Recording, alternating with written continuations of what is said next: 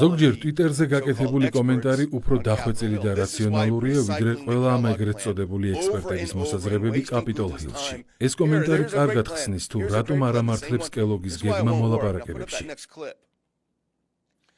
ეს საკმაოდ მარტივი ხედვაა და მისი გაგება რაიმე სირთულეს არ წარმოადგენს.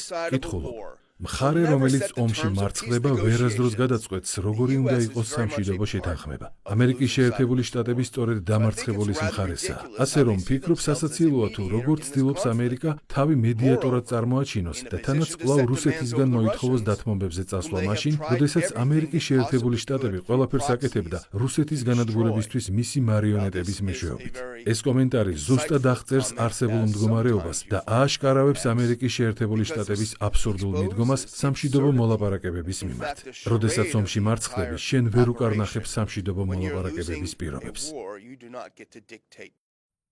გამოიწერე და გაიგე ამბები ლიბერალური ცენზურის გარეშე.